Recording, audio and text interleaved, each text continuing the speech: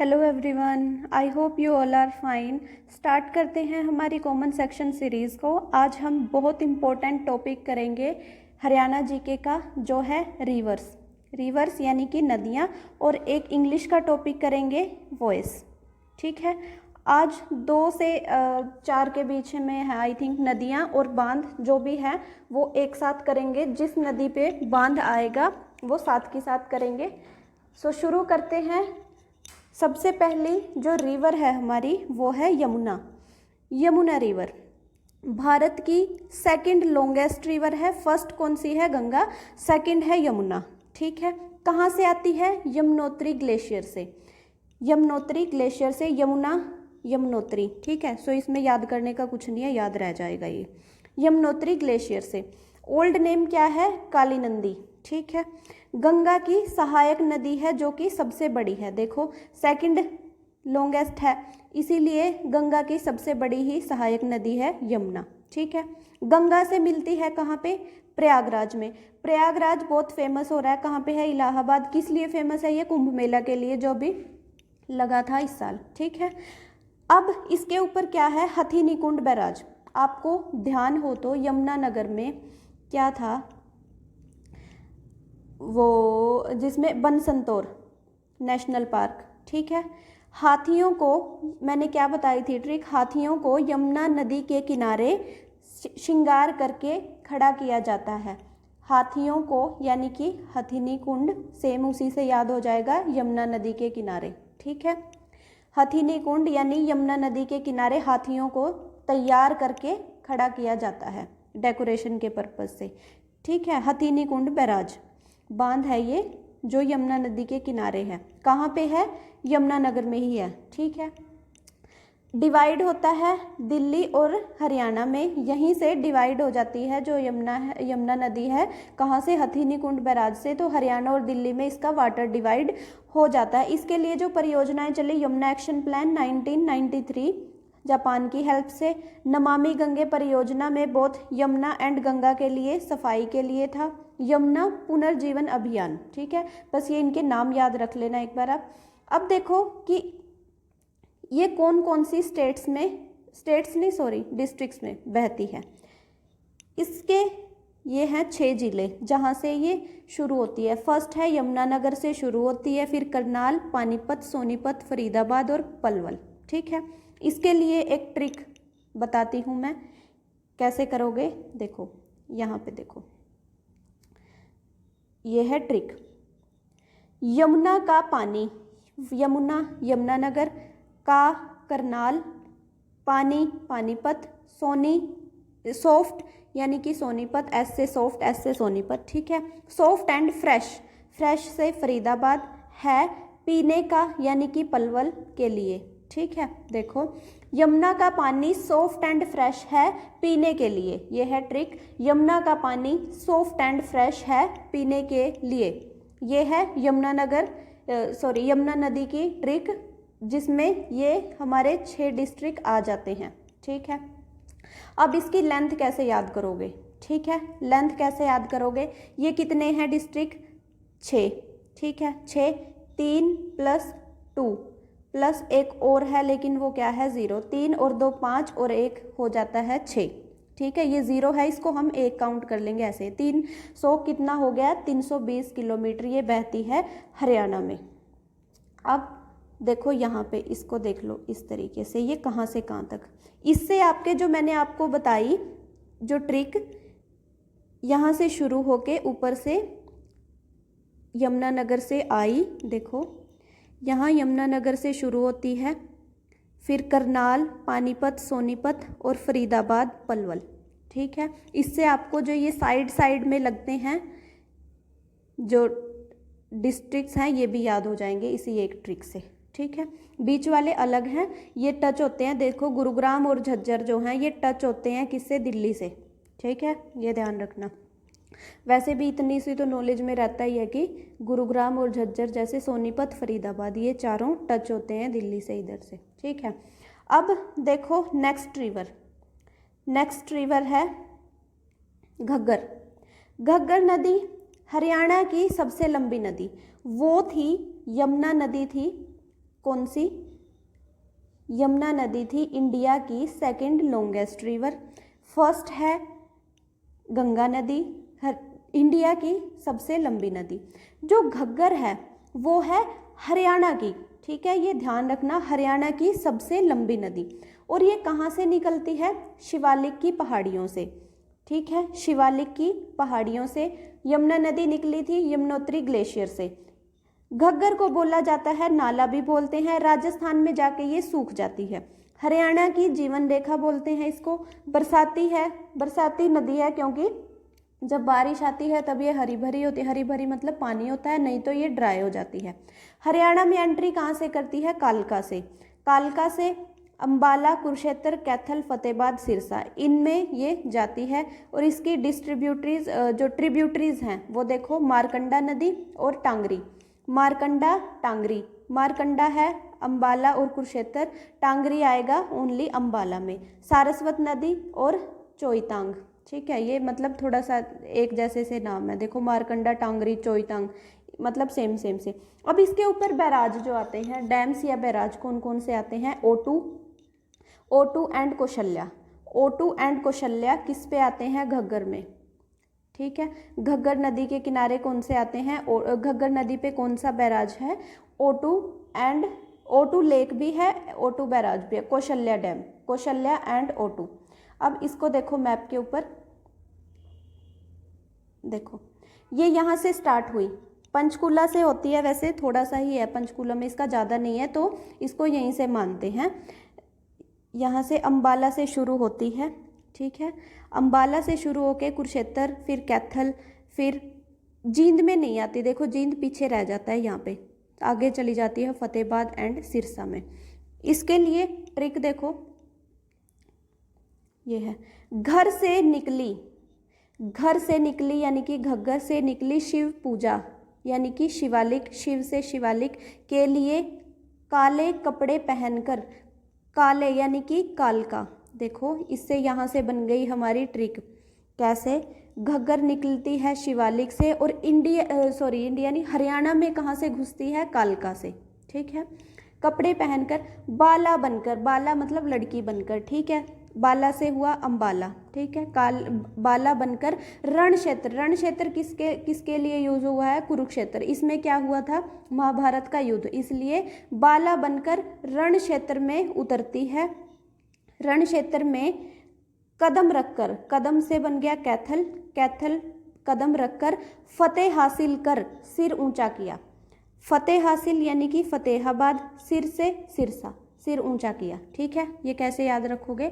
घर से निकली शिव पूजा के लिए काले कपड़े पहनकर, बाला बनकर रण क्षेत्र में कदम रखकर फतेह हासिल कर सिर ऊंचा किया, ठीक है।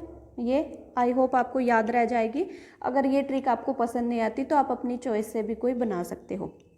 अब देखो जो इसकी आती हैं ट्रिब्यूटरीज, दो इम्पोर्टेंट है क्योंकि ये दोनों हैं हरियाणा में, मारकंडा एंड टांगड़ी। देखो अम्बाला और कुरुक्षेत्र, अम्बाला से लेके यहाँ से अम्बाला से जाते जाते इसकी होगी मारपीट यानी कि मारकाट, मारकंडा, ठीक है, मारकाट हो गई जिसमें टांग टूट गई, टांगड़ी, ठीक है।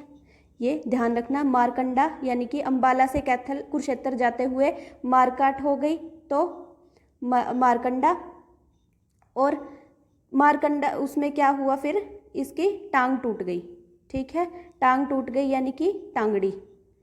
सो ऐसे आप ध्यान रख सकते हो इसको। अब देखो इसके ऊपर है O2 बैराज जो कि कहाँ पे है? सिरसा में, जहाँ पे सबसे मतलब सिर ऊपर किया, एक तरीके से ऊपर मतलब ऊपर से O2 लगा सकते हो, सिर ऊपर किया O2 पे, ठीक है, O2 डैम है। और देखो ये स्टार्टिंग में है कौशल्या डैम, ठीक है, कौशल्या डैम, कौशल्या कहाँ से है? पंचकूला में है कौशल्या डैम, ठीक है। कौशल पंच, 5 कौशल ऐसे याद कर लो आप, 5 नदी के नाम से है ना पंचकूला, तो 5 कौशल, कौशल्या डैम है वहाँ पे। और O2 पे हो जाता है एंड, जो कहाँ पे है? सिरसा में। अब जो यमुना नदी थी उसके ऊपर एक और था कालेसर, कालेसर कहाँ पे है? यमुनानगर में, ठीक है। कालेसर कहाँ पे है? यमुनानगर में। दोनों ही जो डैम आते हैं वो कहाँ पे हैं? यमुना नदी के किनारे वाले दोनों कहाँ पे है? यमुनानगर में ही हैं। एक है हथिनी कुंड और एक काले हाथी। इसको ऐसे याद कर लो, काले हाथी यमुना नदी के किनारे। ठीक है, काले हाथी यमुना नदी के किनारे। अब है, ये होगी ट्रिक। अब देखो घग्गर नदी मैंने आपको करवा दी। अब जो घग्गर नदी है उसकी थोड़ी सी हिस्टोरिकल सिग्निफिकेंस क्या है, देखो।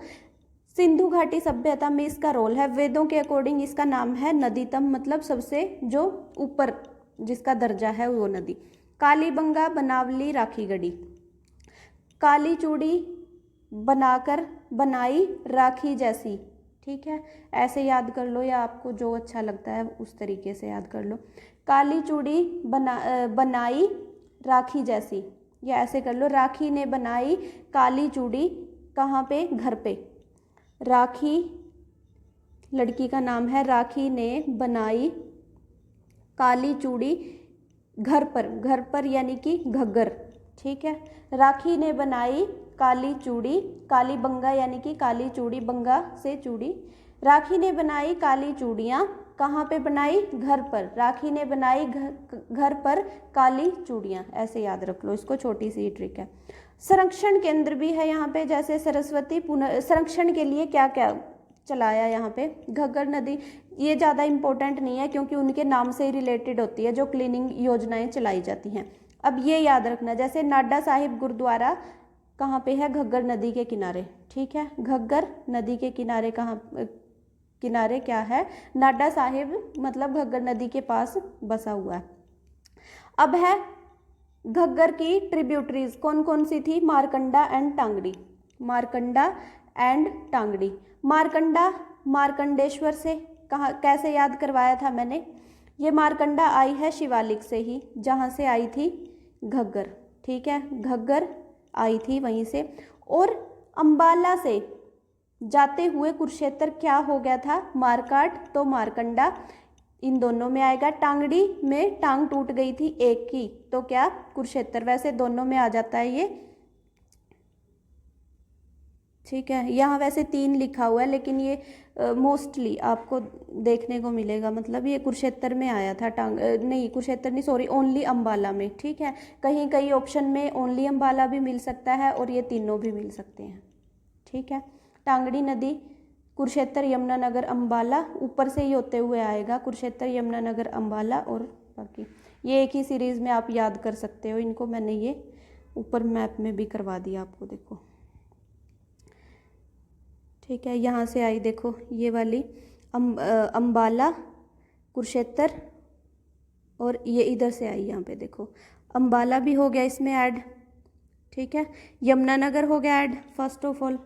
यमुना ये वाली यहाँ से आती है, जैसे टांगड़ी, यमुनानगर, ये अंबाला और ये कुरुक्षेत्र। ठीक है, टांगड़ी आई कहाँ से? अंबाला एंड कुरुक्षेत्र में। ठीक है, ऐसे ध्यान रखना। अंबाला से कुरुक्षेत्र आते हुए मारकंडा, और टांगड़ी जो ये यमुनानगर, अंबाला एंड कुरुक्षेत्र। ठीक है, सो मिले जुले से हैं, ऐसे याद कर लो। अब चलते हैं हमारे नेक्स्ट टॉपिक के। जो बाकी बची हुई छोटी मोटी जो नदियां हैं वो कल हम करेंगे। ये वाला आज आप अच्छे से याद कर लो क्योंकि ये दोनों ही बहुत ज़्यादा इम्पोर्टेंट हैं। ठीक है, अब देखो वॉइस आज ही कंप्लीट कर लेंगे। वॉइस का मीनिंग क्या होता है और बहुत इंपॉर्टेंट है। आई थिंक 4 से 5 क्वेश्चन तो आपको पक्का मिलेंगे एग्जाम में वॉइस से। बहुत इजी तरीके से करवाऊंगी, साथ के साथ कर लेना। और प्रैक्टिस सेट भी मैं डाल दूंगी, या तो पोस्ट सेक्शन में या फिर PDF डाल दूंगी। ठीक है, वॉइस क्या होता है? बोलने का तरीका। बोलने का तरीका कैसे? जैसे मैं बोलती हूँ मैंने खाना बनाया, एक तो ये हो गया, ये होता है एक्टिव वॉइस। ठीक है, यानी कि मैं मेरे ऊपर फोकस कर रही हूँ कि मैंने खाना बनाया।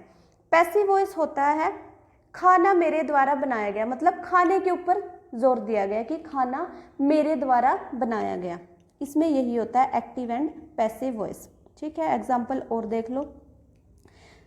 जो एक्टिव क्या है? सब्जेक्ट परफॉर्म द एक्शन, मतलब मैं सब्जेक्ट हूँ, खाना बना रही हूँ, उस एक्शन को परफॉर्म कर रही हूँ। ठीक है, मतलब मैं ही इंपॉर्टेंट हूँ। सेकंड में क्या होता है कि ऑब्जेक्ट इंपॉर्टेंस हो जाता है कि खाना मेरे द्वारा बनाया गया। इस तरीके से बस ये 2 ही चीज़ें हैं इसमें और कुछ भी नहीं है। The dog chased the cat, active voice है।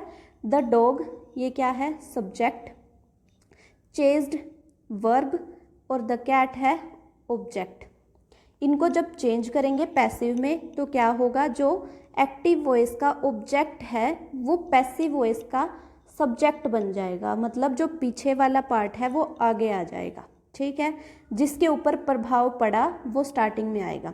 फिर आ जाएगी हेल्पिंग वर्ब जो भी बनेगी, और V3 इज मोस्ट इम्पोर्टेंट, इसको ध्यान रखना। V3 ही आएगी हमेशा पूरे एक्टिव पैसिव वॉइस में, ठीक है। मतलब जब भी एक्टिव से पैसिव में जाएंगे तो हेल्पिंग वर्ब क्या बनेगी, हमेशा V3। Chased by the dog, और एक क्या लग जाता है, बाय, और फिर जो हमारा पहले का सब्जेक्ट था वो बन जाएगा ऑब्जेक्ट। अब आगे देखो, इसमें कुछ रूल्स हैं। अब सब्जेक्ट से ऑब्जेक्ट में चेंज करते हुए देखो क्या होता है, ही का बन जाता है हिम, शी का बन जाता है हर, आई का बन जाता है मी, यू का यू रहेगा, दे का देम। इसमें क्या होता है, दे देम वाले केस में क्या होता है कि दे जो है वो लगाना ज़रूरी नहीं होता, ठीक है। ये बात ध्यान रखना, अगर आप दे को नहीं भी लगाओगे तो भी आपका मतलब बाय देम नहीं लगाओगे तो भी आपका जो सेंटेंस है वो कंप्लीट माना जाएगा, बाकायदा उसकी सेंस आनी चाहिए। वी का बन जाएगा अस, और अगर नेम है तो कोई चेंज नहीं होगा, वो नेम का नेम आ जाएगा, एज इट इज़ आ जाएगा। अब कुछ बेसिक रूल्स, जैसे सेंस और टेंस कभी चेंज नहीं होंगे वॉइस में, नरेशन में चेंज होंगे, ठीक है। ये ध्यान रखना, बस यही कन्फ्यूज़न होती है कि कई बार एग्ज़ाम से पहले हम यही भूल जाते हैं कि नरेशन में चेंज होता है या वॉइस में। ये बात ध्यान रखना, वॉइस में नो चेंज, ठीक है। वॉइस में टेंस और सेंस में कोई चेंज नहीं आएगा।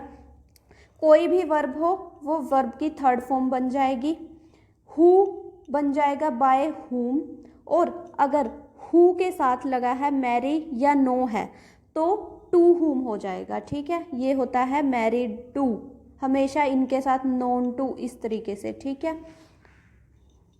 तो आगे हेल्पिंग वर्ब जो भी होगी वो लग जाएगी वर्ब की थर्ड फॉर्म, और जो भी ऑब्जेक्ट होगा उस तरीके से। अब देखो प्रेजेंट में, मतलब हम इनको टेंस वाइज नहीं कर रहे क्योंकि टेंस वाइज ही है, मतलब मैं आपको हर टेंस की डिटेल नहीं बताऊंगी यहाँ पे, क्योंकि मैंने टेंस का चैप्टर आपको अच्छे से लास्ट सेशन में करवा चुकी हूँ मैं, ठीक है। तो अब इसको देखो, डू डज होते हैं प्रेजेंट इंडेफिनेट टेंस की पहचान है ये, ठीक है। क्या, do does present indefinite tense की पहचान है, तो ये किस में चेंज होएगा, इज एम आर में, ठीक है। थोड़ा सा आप ये याद रखना कि जो भी हमें दिया गया है एक्टिव वॉइस में उसको थोड़ा सा बढ़ा के हमको लिखना है, ठीक है। सो डू डज किस में चेंज हो जाएंगे, इज एम आर में, और वर्ब की थर्ड फॉर्म हमेशा आएगी और बाय लगेगा, ठीक है। इसी तरीके से अगर इज एम आर हैं तो इज एम आर सेम रहेंगे, आई एन जी का बन जाएगा बीइंग, ठीक है। आई एन जी का बन जाएगा बीइंग, और बाकी बाय सेम आ जाएगा, और बाद में ऑब्जेक्ट। अगर दिए हैं हैज़ हैव का क्या बन जाएगा, हैज़ हैव के साथ लग जाएगा बिन, हैज़ हैव के साथ लग जाएगा बिन, और वर्ब की थर्ड फॉर्म तो कॉमन है ही। अब देखो पास्ट में क्या आता है, प्रेजेंट परफेक्ट में क्या होता है, sorry present indefinite, past indefinite की पहचान क्या होती है, वर्ब की सेकंड फॉर्म। जैसे कि फर्स्ट वाले में किसमें, इसमें यूज हुआ कि देखो यहाँ पे डू, इसमें हुआ था प्रेजेंट इंडेफिनेट में डू डज होता है तो इज एम आर में हुआ था, इसमें वर्ब की सेकंड फॉर्म होती है, तो इसका जो अगले वाला क्या है, यानी कि प्रेजेंट कंटिन्यूअस इसमें हुआ था तो इसका अगले वाला क्या है, पास्ट कंटिन्यूअस, तो सेम आ जाएगा, वाज वर्ब प्लस वर्ब की थर्ड फॉर्म इज कॉमन। अब है वाजवर ही दे दिया हमको, ठीक है, और आईएनजी यानी कि पास्ट कंटिन्यूअस की पहचान है ये। पास्ट कंटिन्यूअस का स्ट्रक्चर है तो वाजवर आईएनजी की जगह मैंने आपको क्या बताया क्या लगेगा, बीइंग, ठीक है। आईएनजी की जगह पे लग जाएगा बीइंग और वर्ब की थर्ड फॉर्म। अब है हैड, कौन सा है ये, perfect, past perfect tense, had plus verb की थर्ड फॉर्म होती है, परफेक्ट में हमेशा ही थर्ड फॉर्म होती है ऑलरेडी, ठीक है। हैड के साथ लग जाएगा बिन और वर्ब की थर्ड फॉर्म तो कॉमन है ही। इसी तरीके से है फ्यूचर। फ्यूचर में क्या होता है, विल शैल। अब विल शैल को हम चेंज कर देंगे विल शैल बी में, ठीक है। विल हैव, शैल हैव, इसमें कंटिन्यूअस क्यों नहीं बनाया, ठीक है, क्योंकि अब देखो विल बी, शैल बी, ये ऑलरेडी कंटिन्यूअस में होता है, ठीक है। विल बी आईएनजी जो वर्ब होती है आगे सेम, ठीक है। तो इसका अगर ऐसे बनाएंगे विल बी और बीइंग, ऐसे गलत बन जाएगा ना, तो सेंस नहीं निकलेगी। इसलिए जो फ्यूचर कंटिन्यूअस है उसका पास्ट, जो उसका पैसिव वॉइस नहीं बनेगा, ठीक है। ये वैसे ध्यान रखने की चीज़ नहीं है क्योंकि इस टाइप की चीज़ पेपर में आएगी नहीं। So will shell, will have, shall have आए तो हैज़ हैव वाली चीज़ ही अप्लाई हो जाएगी बिन। अभी तक आपने क्या देखा, डू डज है, डिड है, ठीक है। डू डज वाली के साथ इज एम आर, डिड के साथ वाज वर, ठीक है। हैड, हैज़, हैव है, ठीक है, इनके साथ लग जाएगा बिन। और जहाँ पे हेल्पिंग वर्ब के साथ आईएनजी लगा था उसकी जगह पे लग जाएगा बीइंग, और हेल्पिंग वर्ब के लिए आ जाएगी वर्ब की थर्ड फॉर्म, जो भी वर्ब होगी उसकी थर्ड फॉर्म, ठीक है। सेंटेंस में ऑब्जेक्ट ना हो तो नो चेंज, मतलब कि उसका पैसिव वॉइस नहीं बनेगा। लेकिन कभी कभार ऐसा होता है कि मतलब हमें एग्जाम में दे दिया जाता है कि ऑब्जेक्ट नहीं है, तो उसका आगे देखेंगे कि वो लेट वाले सेंटेंसेस होते हैं उनमें कैसे बनाते हैं। परफेक्ट कंटिन्यूअस टेंस जितने भी हैं, परफेक्ट कंटिन्यूअस यानी कि पास्ट, प्रेजेंट, फ्यूचर, सबका जो लास्ट वाला टेंस था उनका कोई वॉइस नहीं बनेगा। अब देखो आगे, ये एग्जाम्पल दिए हैं प्रेजेंट सिंपल का। प्रेजेंट सिंपल का एग्जाम्पल है शी कुक्स फूड, यानी कि V1 या डू डज, ठीक है। डू डज तो किस में चेंज होगा, इज एम आर में, और वर्ब की थर्ड फॉर्म फिर लग जाएगा by. She cooks dinner, dinner is cooked by her. Past simple, she cooked यानी कि V2, कुक्ड क्या है V2, शी कुक्ड डिनर, तो क्या बन जाएगा was were plus by, verb की थर्ड फॉर्म तो कॉमन है, dinner was cooked by her. Future simple, she will be, देखो she will cook dinner, will का क्या बन जाएगा, विल के साथ लग जाएगा be, will be shall be, okay. Dinner will be cooked by her. अब है प्रेजेंट कंटिन्यूअस। कंटिन्यूअस की क्या पहचान है, is am are plus verb की फर्स्ट फॉर्म प्लस आईएनजी, ठीक है। तो इसमें क्या होगा, शी इज कुकिंग डिनर, इसमें क्या होगा, मैंने क्या बताया आपको, आईएनजी की जगह पे क्या बन जाएगा, बीइंग, और वर्ब की third form. Dinner is being cooked by her. Past continuous, past continuous की क्या पहचान है, वाज वर प्लस वर्ब की first form plus ING. She was cooking dinner, इसका क्या बन जाएगा, dinner was cooked, dinner was being cooked by her, ING का बन जाता है बीइंग। अब देखो पास्ट परफेक्ट, पास्ट परफेक्ट का क्या है, she had cooked, past perfect की क्या पहचान है, हैड होता है, ठीक है। हैड प्लस वर्ब की थर्ड फॉर्म, ठीक है, हैड प्लस वर्ब की थर्ड फॉर्म। तो देखो पास्ट परफेक्ट में, पास्ट परफेक्ट की क्या पहचान होती है, हैड प्लस V3 होता है, इसको कैसे चेंज करेंगे, हैड, हैज़ हैव के साथ क्या लगता है, हैज़ हैव, हैड के बाद आएगा पिन आ जाएगा चेंज करने के बाद, और V3 सेम रहेगी। She had cooked dinner, dinner had been cooked by her, ये हो जाएंगे पैसिव सारे, ठीक है। अब देखो present perfect, present perfect tense की पहचान क्या है, ये मैंने वैसे गलती से लिख दिया, ये पहले आना था, ऐसी कुछ बात नहीं है वैसे। हैज़ हैव प्लस V3, इसको चेंज कर देंगे हैज़ बीन और वर्ब की third form, dinner has been cooked by her. Future perfect की क्या है, will have, shall have plus verb की थर्ड फॉर्म, ठीक है। परफेक्ट में हमेशा वर्ब की थर्ड फॉर्म होती है, आपको याद होगा।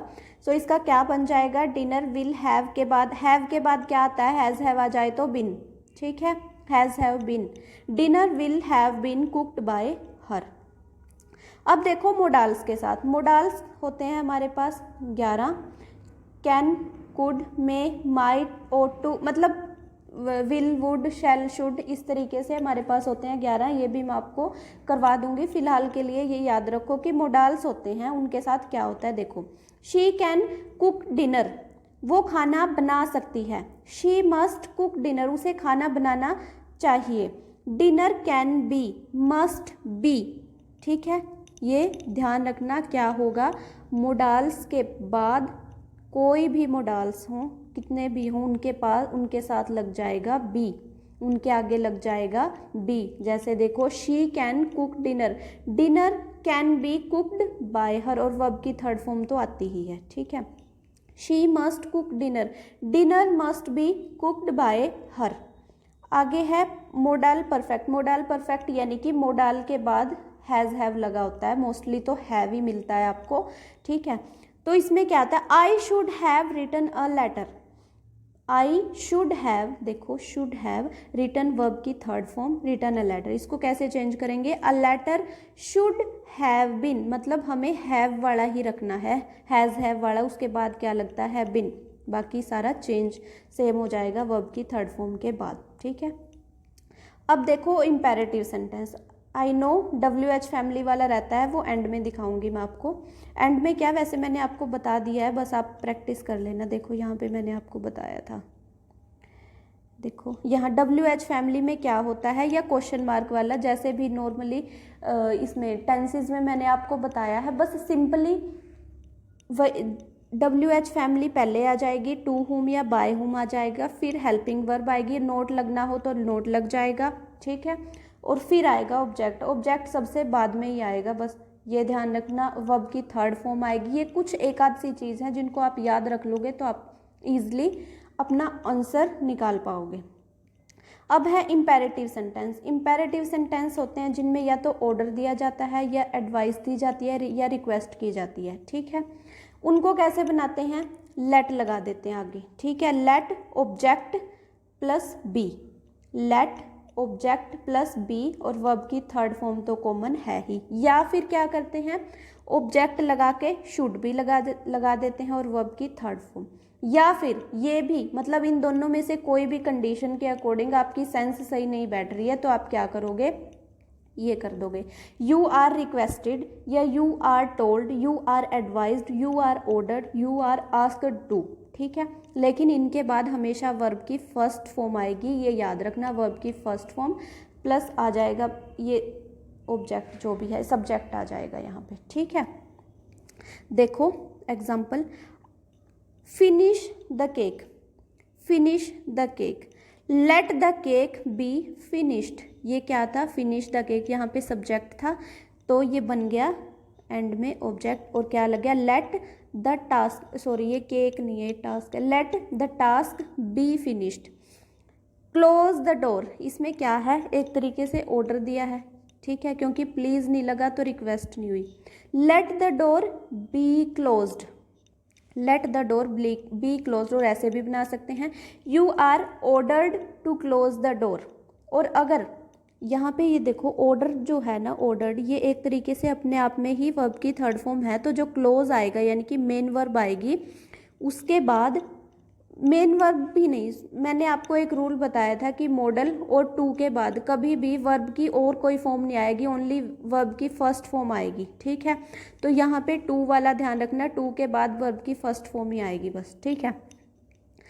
You are ordered to close the door, और अगर यहाँ पे सपोज करो ऐसे लिखा होता प्लीज क्लोज द डोर, फिर क्या आता, you are requested to close the door, ठीक है। अब है हैव वाला, ये बहुत रेयर है, देख लो वैसे एक बार, हैव आ जाता है कभी। Put up a tent here, यहाँ पे एक टेंट लगा दो, मतलब इस तरीके की सेंस में। Have a tent put up here, have a tent put up here, मतलब हैव स्टार्टिंग में आ जाता है, इसमें देखने को नहीं मिलेगा लेकिन फिर भी एक बार देख लो कि एग्जाम में अगर आ जाए तो एलिमिनेशन मेथड से आपका हो जाएगा। Spread the bed cover on the bed, have the bed cover spread on the bed, ठीक है। अब देखो ऑन द बेड वाला लास्ट में, स्प्रेड जो था हमारा ये चला गया बीच में, यानी कि ये हमारा बन गया ऑब्जेक्ट। अब है एडवांस रूल कुछ प्रेपोजिशनल फ्रेज बोल सकते हैं या फिर फ्रेजल वर्ब्स, यानी कि कुछ वर्ड्स होते हैं जो एक दूसरे के साथ ही आते हैं, जैसे लुक्ड फॉर, शाउट एट, ठीक है, टू, मैरी टू, इस तरीके के, मतलब कुछ होता है कि ये साथ में ही आते हैं हमेशा। तो ये पैसिव वॉइस में चेंज करते हुए भी साथ में ही आएंगे। एग्जाम्पल देखो, she looked for the jacket, the jacket was looked for, ठीक है, इसमें ऐसे लगेगा हमें एक बार देखने में कि सेंस से नहीं बन रही, लेकिन ये ऐसे ही आएगा, ध्यान रखना। ही शाउट्स एट मी, वो मेरे ऊपर चिल्लाया।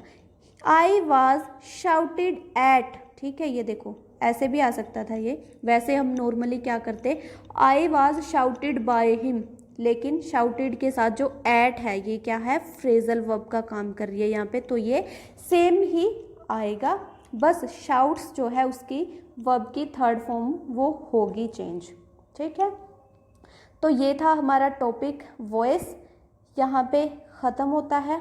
आई होप आपको आज का सेशन पसंद आया होगा। इसी तरीके के सेशंस आपको आएंगे आगे भी, मैं ट्राई करूँगी कि आपको अच्छे से अच्छा कंटेंट प्रोवाइड करूँ। 25 मैंने आपको बोला है, 25 मार्च, तब तक मैं आपको मोस्ट इम्पोर्टेंट जो टॉपिक्स हैं किसी भी सब्जेक्ट के, किसी भी, यानी कि एक्सेप्ट रीजनिंग एंड मैथ्स, उन दोनों को छोड़ के बाकी सब के मैं आपको मोस्ट इम्पोर्टेंट टॉपिक्स जो हैं वो करवा दूंगी। 25 मार्च मैंने बोला है, वैसे एग्ज़ाम मेरे को लग नहीं रहा कि जो मैंने पहले बताया था आपको 12-13 अप्रैल को हो जाएगा, क्योंकि अभी तक कोई भी ऐसी नोटिफिकेशन वगैरह नहीं आती है। देखो इस मंथ के एंड तक आ जाती है तो वेल एंड गुड, नहीं तो अपनी तैयारी हम तो कर ही रही हैं, ठीक है। 25 तारीख को कंप्लीट होने के बाद सिलेबस हम PYQs स्टार्ट करेंगे। जो भी आपका सिलेबस है वो मैं कोशिश करूँगी कि NCERT वाला भी जो मैंने बोला है वो 25 तक ही कंप्लीट कर दूँ। सो आई होप आपको पसंद आया होगा। अगर आपको पसंद आता है तो please like, share and subscribe. Thank you so much.